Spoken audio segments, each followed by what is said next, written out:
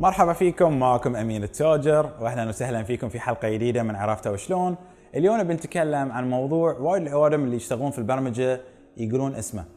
الموضوع اللي هو ال APIs أو اللي هو اختصار Application Programming Interface. عادة لو دش حق أي مكان، سواء أنت قاعد في بنك أو قاعد في شركة برمجيات أو حتى إذا بس وسط ربعك قاعد يتحكون عن شغلة على الإنترنت، دائما كلمة API لازم واحد من ربعك بيقولها. بس شنو المعنى منها؟ شنو المغزى؟ سالفة ال API المقصد منها ان انت لان تسوي لك سيستم معظم الوقت ما بتقعد بروحك وبتشتغل في السيستم مالك، تحتاج انت كسيستم تتعامل مع سيستمز ثانية. مثال على ذي الشغلة، اذا الحين انا قاعد اسوي برنامج وبغيت اخذ بيانات مثلا من الفيسبوك او بغيت اخذ بيانات من الانستغرام او التويتر، معظم الوقت بحتاج ان انا اتكلم ويا هاي الانظمة على اساس اخذ منها بعض البيانات. يعني اذا مثلا انا الحين بسوي لي موقع وبحتاج ان اخلي واحد يستعمل الجوجل اكاونت ماله داخل الموقع مالي، لازم ادمج بطريقه معينه البيانات اللي موجوده في جوجل والموقع مالي انا او الابلكيشن مالي انا. فالطريقه اللي نقدر نسوي فيها هذه الشغله ان جوجل نفسهم او اي موقع مثل موقع العوده يوفرون لك شغله يسمونها الاي بي اي. والفكره منها هي مدخل تقني، مدخل تكنولوجي يسمح من البرنامج مالي اني انا اتواصل وياهم ونقدر نتبادل البيانات. فمثلا اقدر ارسل لهم شغلات معينه انه اوكي هاي الشخص اللي دي الايميل اللي بعطيكم اياه، من هو صاحب دي الايميل؟ شنو اسم هاي الشخص؟ شنو رقم التليفون ماله مثلا؟ هل هو موجود وياكم؟ اعطوني الصوره مالته، البروفايل بيكتشر. هاي البيانات طبعا اللي تكون بيني وبين الخدمات الثانيه نقدر نتبادل، نقدر نحصلها كلها عن طريق ذي الشغله اللي يسمونها الاي بي اي. وطبعا هاي مثلا ويا جوجل. بس هاي الشغله مثل الاي بي اي مو بس محصوره على البيج بلايرز هذول الكبار، حتى لو بيسوي لك خدمه لها علاقه بالبنوك. اذا بيسوي لك، يمكن مر عليكم الموضوع مال اللي قبل يسمونه الاوبن بانكينج.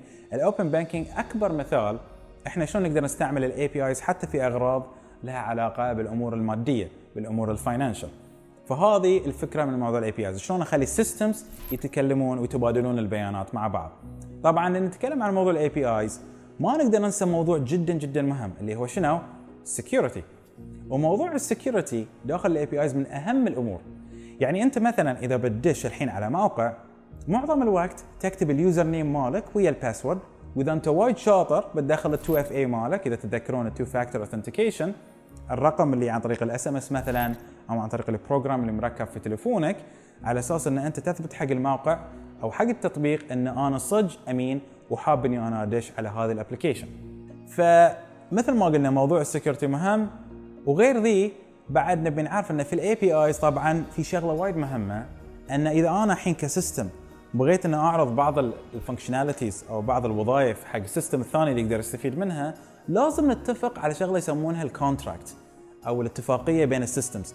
لازم كل سيستم يعرف من السيستم الثاني شنو يقدر يستعمل، شنو يقدر يسوي، شنو نوعيه البيانات اللي بيقدر يستلمها من السيستم الثاني. هذه الامور وايد مهم ان انت تكون عارفها من البدايه، لان اذا ما عندك الحكي ما بتقدر تستفيد من الاي بي ايز بشكل سليم. اكبر مثال مثل ما تشوفون اذا بتاخذون لتويتر مثلا، في عندهم موقع خاص بالديفلوبمنت بالبرمجه وقاعدين يشرحون لكم بالتفصيل اللي هي مثل ما قلنا الخواص مالت الاي بي ايز. فاذا بغيت تسوي لك برنامج يستعمل كل الشغلات الموجوده في تويتر، هاي الطريقه اللي تقدر تقراها وتعرف التفاصيل مالتها قبل لا تستعمل الاي بي ايز مالتهم. على العموم مثل ما شفتوا موضوع الاي بي ايز جدا مهم، ما بيروح في الفتره القريبه. واذا انت مبرمج وما تعرف الاي بي ايز تحتاج وايد من الحين تتعرف على هذه الشغله، لان كل الاوائل اللي شغالين في الموضوع في البرمجيات يتوقعونك ان انت فاهم في الاي بي ايز على اساس تتواصل مع السيستمز مالهم. اشوفكم في الحلقه الجايه.